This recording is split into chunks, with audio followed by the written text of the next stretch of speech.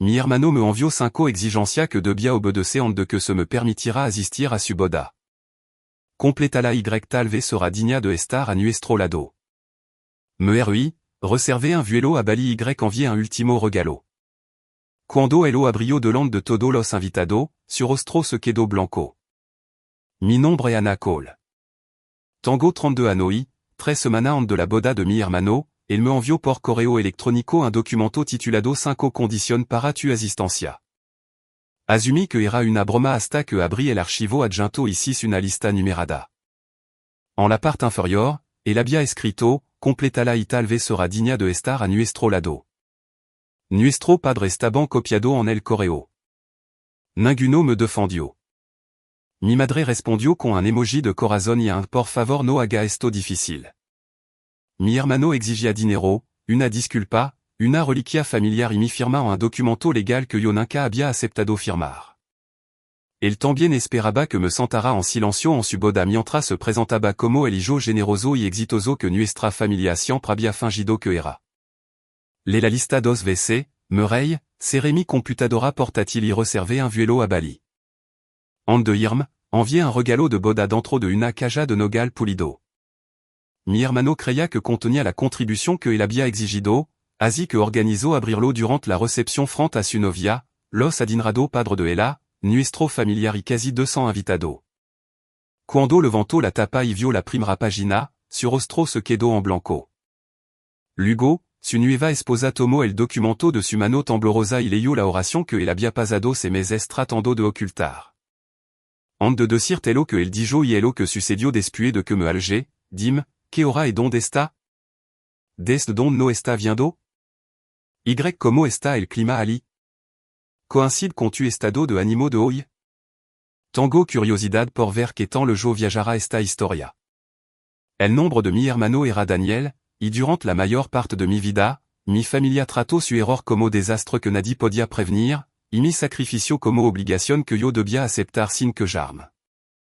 Daniel tenía 35 años, era encantador siempre que necesitaba algo, se disculpaba solo cuando las consecuencias se acercaban y siempre estaba rodeado de personas que explicaban por qué su último fracaso no era del todo su culpa. Nuestro padre, Hélène y Richard, elo l'amaban ambicioso. Yo elo l'amaba imprudente con el dinero de otra persona.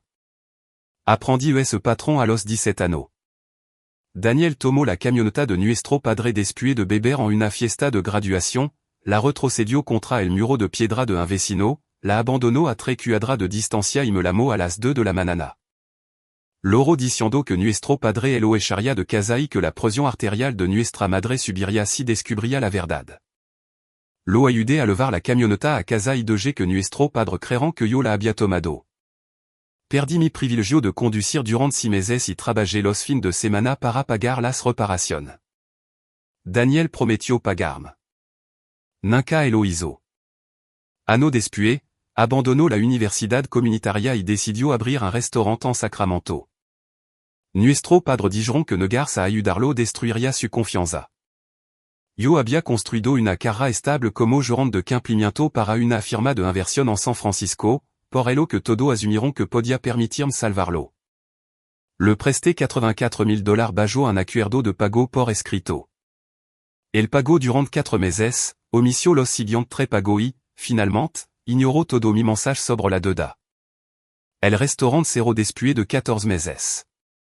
Daniel culpó al propietario, al chef, a los costos de suministro, a las resona en lea y a la oficina de permiso. Nunca culpó al automóvil de lujo arrendado a través del negocio o a las fiestas privadas que organizaba sin cobrar a su amigo. Nuestro padre me instaron a perdonar la deuda porque él estaba empezando de nuevo. Me negué, pero no lo demandé. Ese fut mi compromiso para preservar la paz familiar, aunque la paz siempre significaba que Daniel se mantenía cómodo mientras yo tragaba el dano. Su prometida Sophie Langford entró en la familia 2 años después. Sophie era refinada, inteligente y provenía de una familia que poseía una exitosa cadena de empresa de construcción comercial en toda California.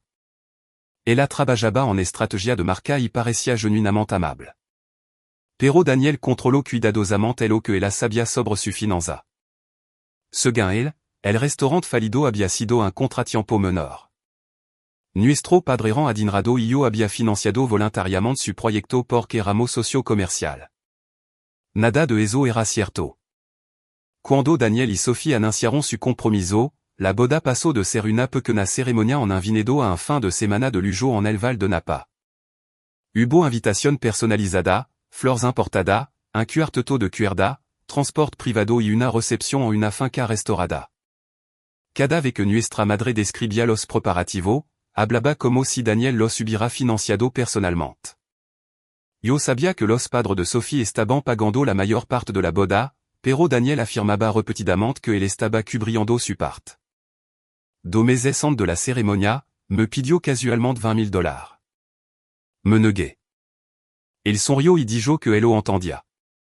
3 semanas después, llegó el correo electrónico. La primera condition requería que yo transfiriera $30,000 a una cuenta de la boda dentro de 72 horas como mi justa contribución familiar.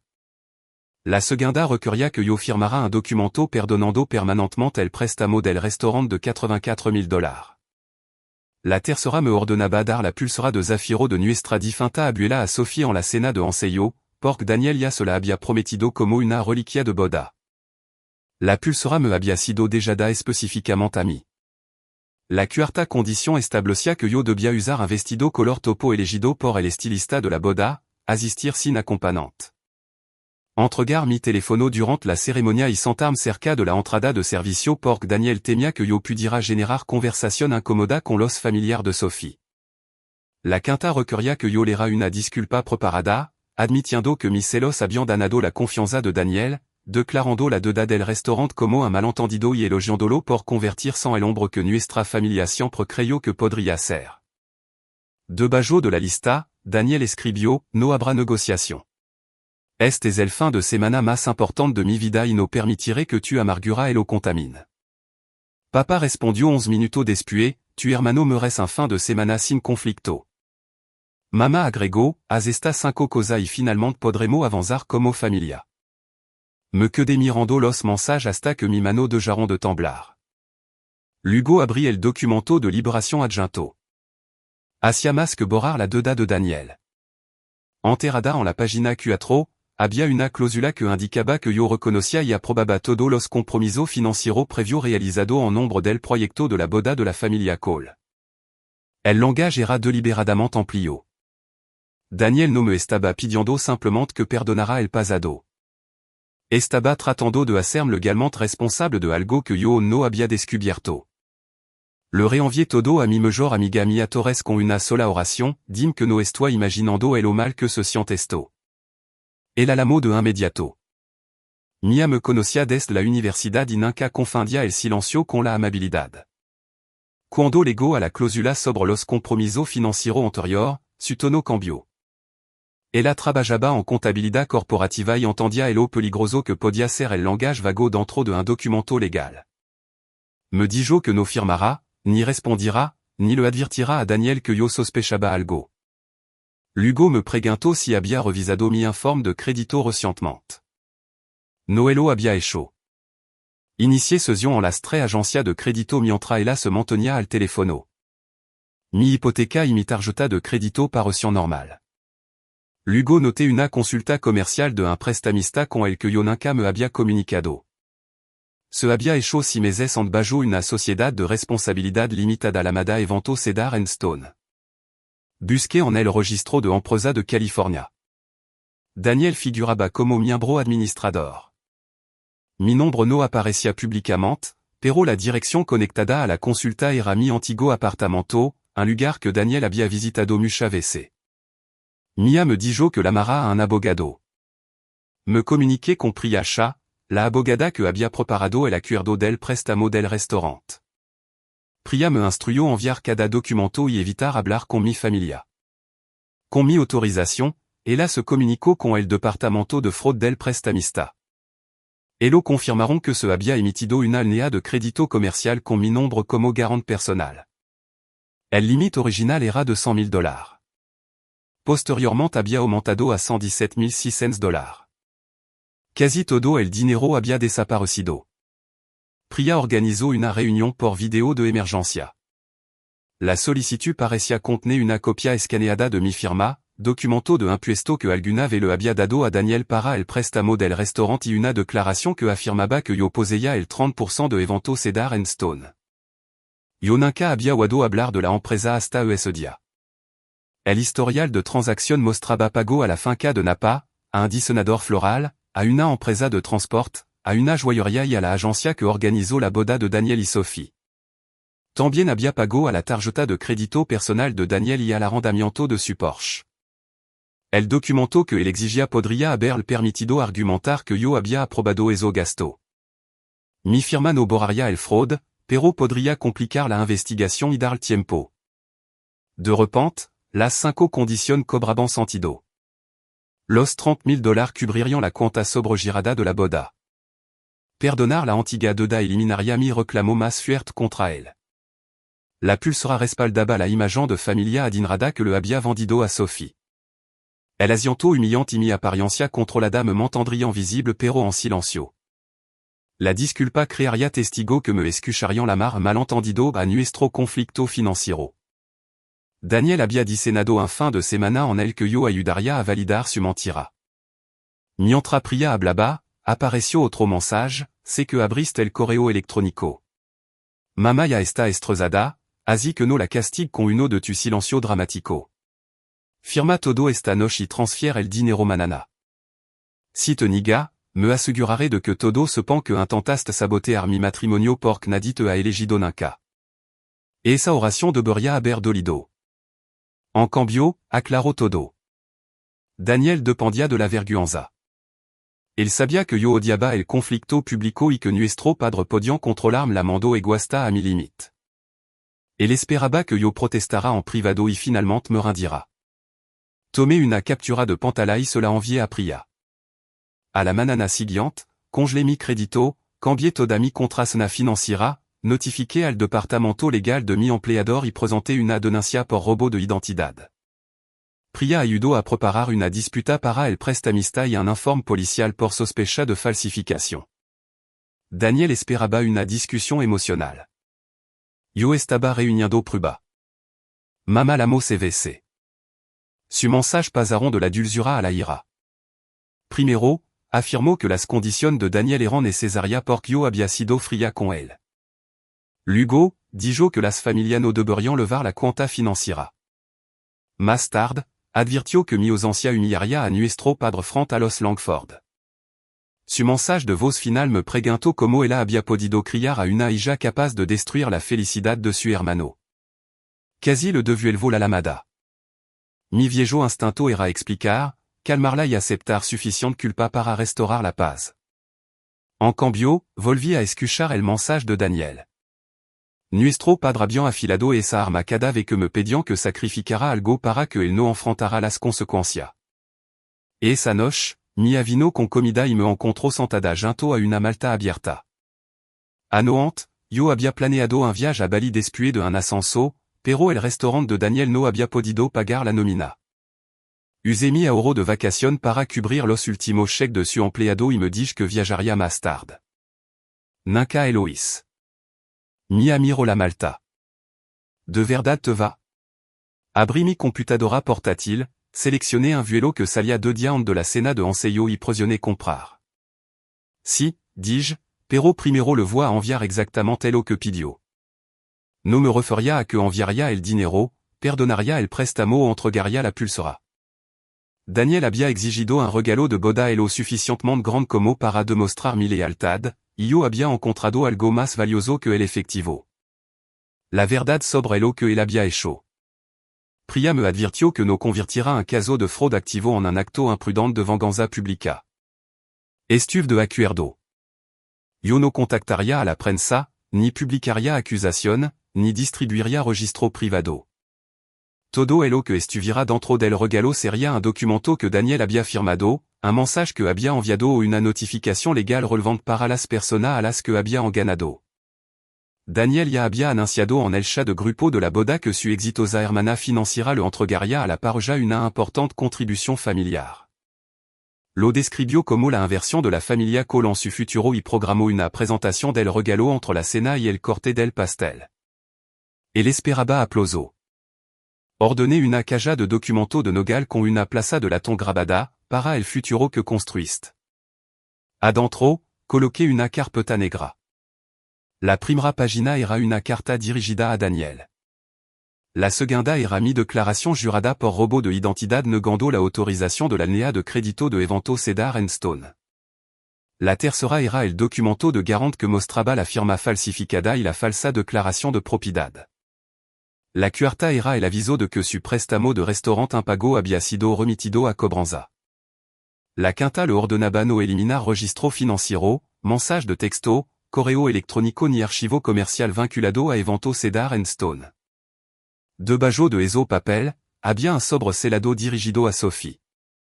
Su nombre aparecía en vario contrato de proveedor y él tenía el derecho de saber cómo se había financiado la boda. Su sobre contenía los mensajes de Daniel exigiendo la aprobación retroactiva, junto con una breve carta explicando que yo nunca había aceptado financiar la boda, borrar su deuda o regalar mi pulsera. Una memoria encriptada preparada por Priya contenía los documentos que Sophie y su abogado podían verificar. El objeto final era la pulsera de Zafiro. La coloqué en su estuche de terciopelo original junto a una copia del testamento de nuestra abuela, demostrando que me pertenecía. Una nota para Sophie decía, Daniel te prometió algo que él no poseía. Te lo estoy mostrando para que entienda la diferencia entre un regalo y una propiedad tomada mediante presión. La pulsera volvra a mi después de que leas esto. El mensajero esperaría la confirmación y luego entregaría la joya en la oficina de Priya. En el interior de la tapa, adjunté una última tarjeta, me pediste que hiciera las cosas bien. Lois. En de enviar la caja, le respondit à Daniel. Recibí tu condición. No asistiré a la boda ni completaré ningún requisito de admisión. Una invitación de boda no cr a una deuda, no borra un préstamo existante, no transfier propiedad heredada ni le da a nadie permiso para humillarme. Un regalo sera entregado durant la recepción. Después de eso, toda comunicación financiera deberá pasar por mi abogada. Sur respuesta lego 2 minutos después. Déjà de actuar. Va à venir. Lugo me l'amo trévessé. Rechassé cada lamada. Su mensage de vos dosia, Ana, estano et una de las negociación de tu oficina. No tien derecho a avergonzarme. Mama y papa ya le han dicho a todo que va a asistir. El padre de Sophie cree que tu contribution le gara esta semana. Arregla tu actitud y la mam. Eso revlo otra mentira. Daniel le había dicho al padre de Sophie que el dinero estaba garantizado. Priya envió una notificación legal limitada al abogado de la empresa de la familia Langford declarando que yo disputaba toda las obligación financiera conectada a evento Cedar and Stone. Daniel on no lo sabía. Papa apareció en mi apartamento la noche en demi-vuelo. Cruzó los brazos y me dijo que yo tenía 24 horas para dejar de comportarme como una víctima. Le pregunté si había leído las 5 condiciones. Il respondió que los detalles no importaban porque las bodas eran estresantes. Le pregunté si sabía que Daniel le había prometido al padre de Sophie $30,000 de mi parte. Papa apartó la mirada. Eso fut suficiente. Il dijo que Daniel necesitaba el dinero porque los Langford esperaban que nuestra familia participara. Le recordé sobre los $84,000 no pagado. Tu gana más que él, respondió papa. Porque él necesita tanto. Había escuchado versión de esa pregunta durante ano. Porque necesitaba yo mi dinero, mi fin de semana, mi reputación, mi herencia o mi derecho a decir no? Las necesidades de Daniel siempre eran urgentes. Las mías requerían justificación. Abrí la puerta y le dije que se fura. El advirtió que perderme la boda dividiría permanentemente a la familia. La familia se dividió cada vez que elo protegiste de elo que hizo, respondí. Simplement ya no estoy del lado que he sacrificado. A la manana siguiente, Mia me levó al aeropuerto. Los familiares ya me estaban enviando mensaje porque Daniel había afirmado que yo había sufrido una emergencia laboral. El había comenzado a reescribir mi ausencia incluso antes de que yo me fura. Apagué las notificaciones, revisé mi pasaporte y 6 desaparecer mi malta en la Santa Transportadora. Por primera vez, no senti que estuviera huyendo. Senti que había de jado de permitir que todo los demás me empujaran hacia atrás. Bali no borro mi miedo. Durant el vuelo, repetidamente quis revisar mi telefono, lamar a mama o preguntar la pria si había ido demasiado lejos. Imaginez la historia familiar formando sin mí. Daniel era el novio nervioso. Nuestro padre eran las víctimas inocentes. Y yo era la hermana amargada que elegia una vacación por encima de la familia. Esa historia existia porque yo la había protegido durant ano. Cuando aterrissé en Dampazar, faltaban 2 días para la boda. Me registré en un pequeño centro turístico cerca de Ubud y escuché 23 mensajes de voz. La mayoría eran de mama. Ella decía que Sophie estaba haciendo preguntas sobre la contribución familiar y que Daniel se había vuelto imposible de calmar. Me rogó que l'amara de que él dijera algo de elo que no pudiera retractarse. El primer mensage de Daniel sonaba controlado. La cuenta de la boda necesita la transferencia para el mediodía. Enviala. Firma el documento y discutiremos tu vacación más tarde. 40 minutos después, él estaba gritando, ¿cree que puedes esconderte del otro lado del mundo? Tu es responsable de esto. Hiciste un compromiso con la familia. En su mensage final, su voz se suavizó. Ana, sois tu hermano. Los padres de Sophie están observando todo. Si esta fin de semana se desmorona, nunca me recuperaré. Por favor, no me haga esto. Incluso mientras rogaba, él describía las consecuencias como algo que yo le estaba haciendo a él. Reenvié las grabaciones a Priya y apagué mi teléfono. A la mañana siguiente, me uní a una clase de cocina a la Safura de Ubud. Casi la cancelé, pero quedarme sola con mi pensamiento se sentia peor. Mientras molíamos especia a mano, yo seguía buscando el teléfono escondido en mi bolso. El instructor sonrió y dijo, no puedes preparar esto mientras tu mente está en notre appart. Se refería a la comida, pero yo lo entendí. Durant 2 horas, me concentré en el trabajo frente a mí. No me senti curada por arte de magia. Simplement me senti présente. Cuando regresé, Sophie me había enviado un correo electrónico.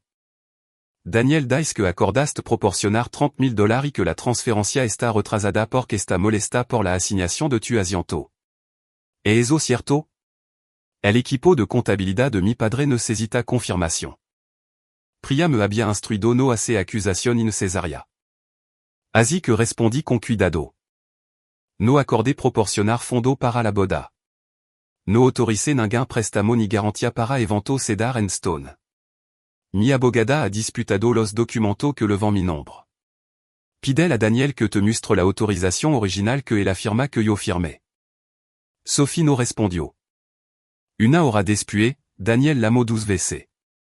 Mama llamó 9 veces. Papa envió un mensage, cualquier cosa que le haya dicho a Sophie, deshazla ahora. Esa noche, Mia se comunicó conmigo. Vario primo habían reenviado captura de pantalla del grupal de la boda. Daniel había cambiado el horario, pero mantuvo la presentación pública del regalo. Planeaba aclarar la confusión sobre mi ausencia y le había dicho a los invitados que yo estaba viajando por un trabajo confidencial. Mia me preguntó si yo quería detener al mensajero. Podría haber cancelado la entrega. La investigación continuaría en privado y Sophie recibiría información a través de los abogados. Yo podría evitar convertirme en la villana en cada versión familiar de la historia. Luego, Mia leyó otro mensaje de Daniel, Ana comprendre que la lealtad familiar está por encima de los sentimientos personal. Manana, todo verán cuanto nos apoya. Él estaba usando mi silencio como consentimiento de nuevo. Noel au cancel, dis-je. En la manana de la boda, Mama me envió un mensage diciendo que Daniel había anunciado que yo le regalaría a la parja suficiente dinero para el pago inicial de una nueva casa. Sophie me contactó nuevamente.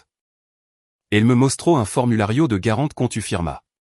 Dice que tu abogada está creando confusión porque te arrepientes de la cantidad. Esa firma es tuya? Priya aprobó una respuesta directa, no, yo no la firmé. Sophie respondió, entendido.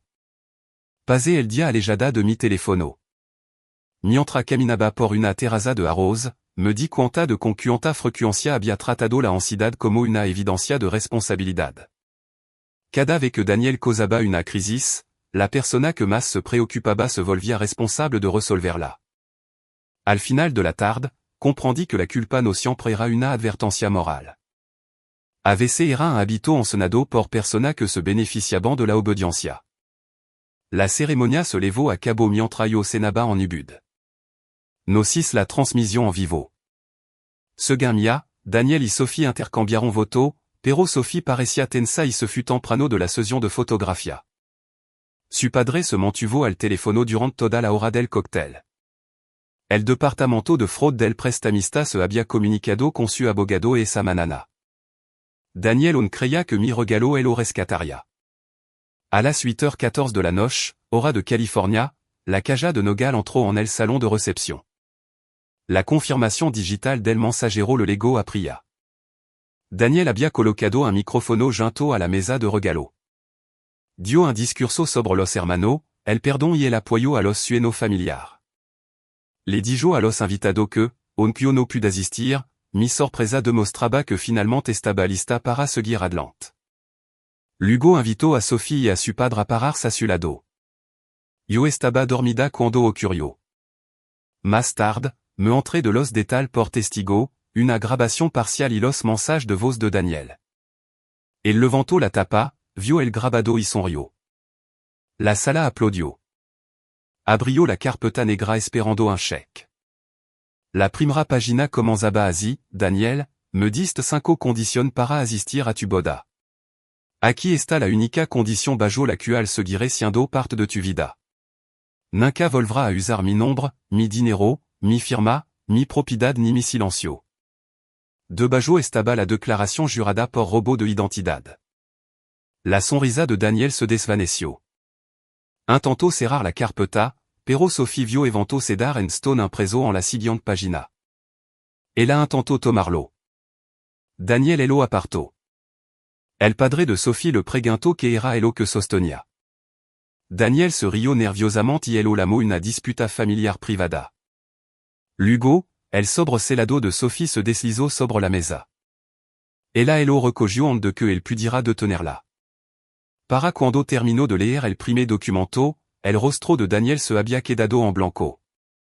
Sophie no gritó. Eso hizo que la sala se volviera aún más silenciosa. Ella se quedó junto a la mesa de regalo leyendo la garantía falsificada, mientras Daniel susurraba que los documentos estaban siendo sacados de contexto.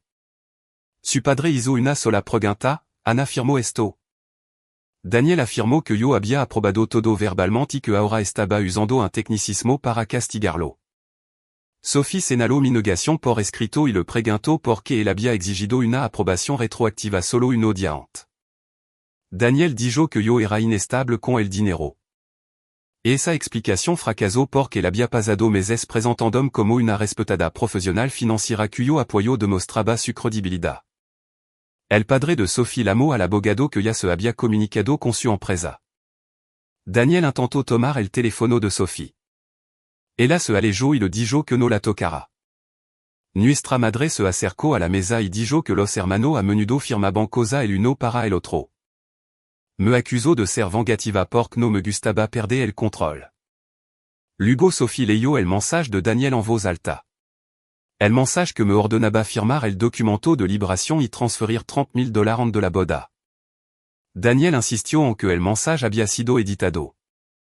El padre de Sophie le dijo que desbloqueara su teléfono y mostrara la conversación original. Él se negó. Esa negativa destruyó lo que quedaba de su historia. La recepción no colapsó en una sola explosión. Se desmoronó a través de una serie de verdades que Daniel ya no podía controlar. Sophie salió del salón de baile con su madre y su dama de honor. Su padre se reunió en privado con su abogado. Los discursos fueron cancelados. La banda se detuvo después del primer set. El pastel quedó intacto. Daniel caminaba entre las mesas afirmando que yo había fabricado los documentos por quería ser una de su empresa. Desafortunadamente, el registro comercial mostraba que yo nunca había sido propietaria. Los archivo del prestamista demostraban que el había usado documento tomado del antiguo préstamo del restaurant. Cada mentira creaba otra pregunta. Papa l'amour petit d'AVC. Cuando me desperté en Bali, tenía 41 lamada perdida.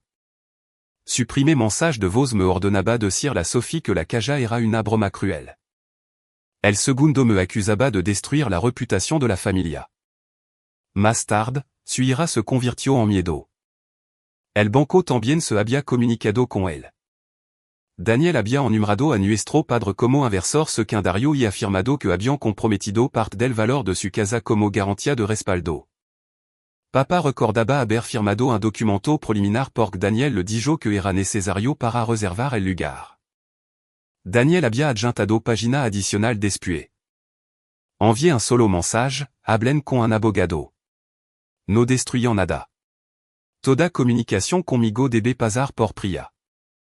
En la réception, Sophie finalement regresó sin su anillo de boda. Aunque la cérémonia ya se había levado a cabo, le dijo a Daniel que no se iría con él ni continuaría con el matrimonio hasta que se completara una investigación financiera. Daniel acusó a la familia de ella de preocuparse solo por el dinero. Su padre respondió que el problema era el fraude. Luego, Daniel cometió su peor error. Dijo que la familia de Sophie podía cubrir la deuda facilmente y que él siempre asumió que su padre intervendría una vez que fueran oficialmente familia. Vario invitado lo escucharon. Sophie preguntó si eso había sido su plan todo el tiempo. Eso es lo que las familias hacen una por otra, respondió Daniel. Era la misma oración que nuestro padre había usado conmigo durante ano.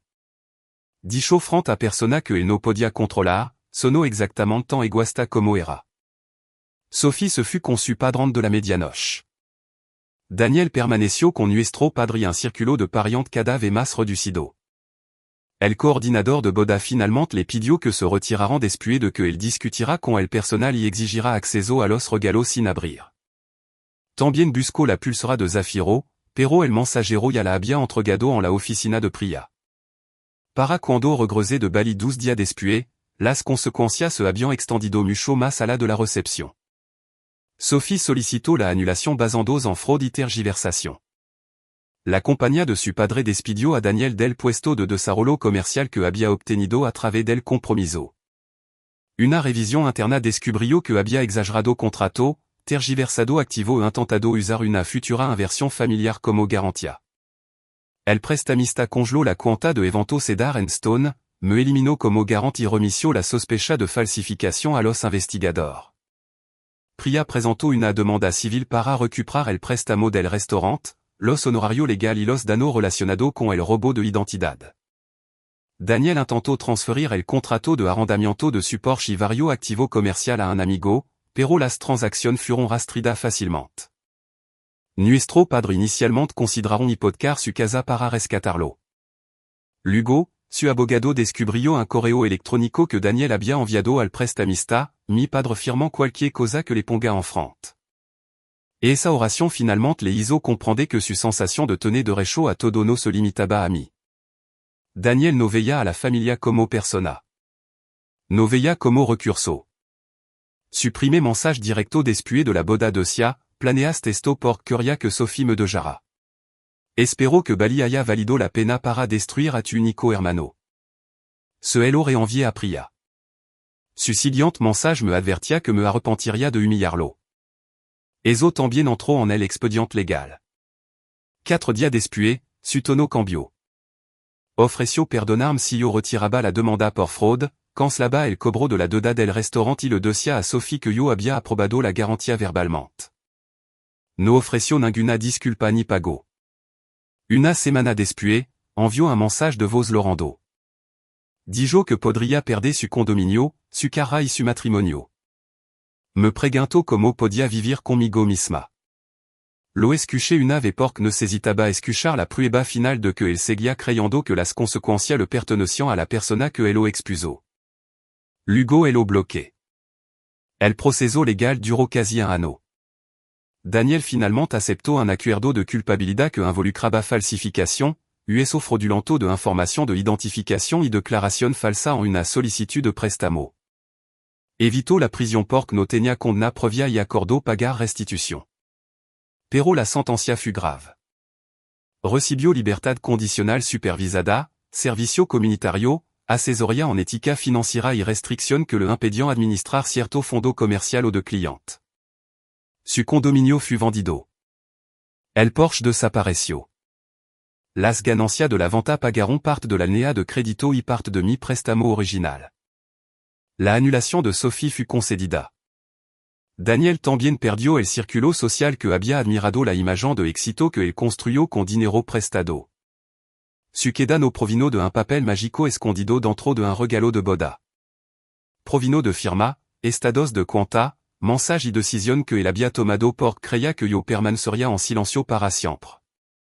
Me quedé en Bali durant todo el viaje. No regresé en para manejar la crisis, consolar a mi padro explicar la Daniel a Sophie.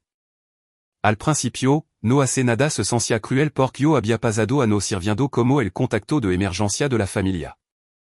Pero yo no estaba haciendo nada. Había denunciado un fraude, protegido mi finanza, preservado prueba y puesto el caso en mano de profesional. Simplement me negué a rescatar a la persona que él había creado. Cerca del final del viaje, visité un templo tranquilo con un guía que describió las ofrenda como expresión de gratitud, no como pago exigido a cambio de amor. Pensé en cada sacrificio que mi familia había amado regalo. Un regalo verdadero se elige librement. No surge de la culpa, las amenaza, las firma falsificada ni las condición para pertenecer. Daniel había pasado a no rebautizando la coerción como lealtad. Yo acepté esa definición porque desafiarla parecía más difícil que perder dinero. La boda me enseñó que la pertenencia comprada a través de la eliminación de uno mismo no es pertenencia. Cuando regresé a California, Mia me recibió en el aeropuerto. No hubo una confrontación dramática. Fui a casa, deschis las malta, volví al trabajo, me reuní con Priya y reconstruí las partes de mi vida financiera que Daniel había invadido. La pulsera de Zafiro permaneció en una caja de seguridad durant varios meses. Eventuellement, la usé en una cena en elo que habría sido el cumpleaños 95 de nuestra abuela. Por primera vez, se sintió como una herencia en lugar de otro objeto que debía defender. Sophie me contactó después de la annulation. Se disculpó por haber credo la descripción que Daniel había hecho de mí y me agradeció por revelar la verdad antes de que ella combinara más de su finanza con las de él. Le dis que no me debía ninguna disculpa. Daniel había creado historia diferente para persona diferente, cada una diseñada para hacer que cuestionarlo pareciera una deslealtad. No volvimos amiga cercana, pero no despedimos con respeto. Mi relación con nuestro padre fue más complicada. Mama inicialmente me pidió que retirara la demanda porque Daniel ya había perdido suficiente. Le respondí que perder beneficio obtenido mediante fraude no era un castigo injusto. Papa se disculpó por confrontarme en mi apartamento, pero su disculpa incluyó explicación sobre el estrés y la protección de la familia. Le dis que no aceptaría una disculpa que excusara el mismo comportamiento que afirmaba lamentar. Dejamos de hablarnos durant casi 4 meses. Durant ese tiempo, nuestros padres asistieron a terapia. Cuando finalmente nos reunimos, Papa no me pidió que perdonara a Daniel. Mamá no dijo que la sangre era más fuerte que el dinero. Admitieron que me habían entrenado para manejar a Daniel y habían entrenado a Daniel para esperar ser manejado. También admitieron que la marme fuerte a menudo había sido una forma conveniente de exigir más de mí. No restauré la antigua relación. Establecí regla. Elo no podían hablar de los problemas financieros de Daniel, entregarme su mensage, presionarme para reducir la restitución y aparecer en mi casa sin permiso. Si violabant esos límites, yo terminaría la conversación. Mama loro, pero no cambié las reglas para detener su lágrima. Con el tiempo, aprendió que los límites no eran castigo. Eran las condiciones necesarias para una relación que ya no me consumirá. Récupéré la mayor parte del préstamo original de $84,000 a través de la venta del condominio, un plan de pago y la liquidation de los activos restantes de Daniel. Los honorarios legales consumiront parte de Elo, pero el dinero importaba menos que el reconocimiento formal de que la deuda siempre había sido real. Durant ano, mi familia trato los acuerdo escrito como obstaculo temporal que debian de sa part se cadave et que Daniel se sentira incomodo. La sentencia acabó con esa ficción. Daniel Hugo envió una disculpa a través de su abogado. Dijo que lamentaba que la situación se hubiera intensificado y esperaba que pudiéramos superar los errores mutuos. No respondí. Una disculpa sin responsabilidad es solo otra solicitud de acceso. No sé si Daniel cambió después de perder su matrimonio, su carrera, su condominio y su reputación. El cambio no es algo que yo pueda forzar, supervisar ni financiar. Solo sé que ella no puede usar mi identidad, mi dinero, mi herencia ni mi silencio para protegerse a sí mismo. A veces la gente me pregunta si me arrepiento de haber enviado la caja a la recepción. Lamento que Sophie se haya entrado de la verdad frente a los invitados. Ella merecía privacidad, y se lo dije, pero Daniel creó la presentación pública porque quería aplauso por un dinero que yo nunca prometí. Envié la caja a las personas directamente afectadas por su engano. El eligió el micrófono, la audiencia y el momento en que la abrió. Mi venganza no fut gritar, destruir las decoraciones ni dar un discurso cruel. Mi venganza fut negarme a guardar secreto que amenazaban mi futuro. Fut permitir que documento preciso hablaran en la habitación donde Daniel planeaba usar mi nombre como prueba de su éxito. Fut abordar un avión mientras él descubría que la hermana a la que consideraba débil había dejado de absorber su consecuencia. Bali no resolvió mi vida, pero marcó el momento en que dejé de preguntarme si protegerme a mí misma me hacía egoísta. A veces, la persona que te acusa de destruir a la familia simplement está enojada porque dejaste de sostener una mentira que los beneficiaba a elo. Daniel me dio 5 condiciones para asistir a su boda. Yo le di una condición para permanecer en mi vida. Respeta mi nombre, mi propiedad y mi derecho a decirno.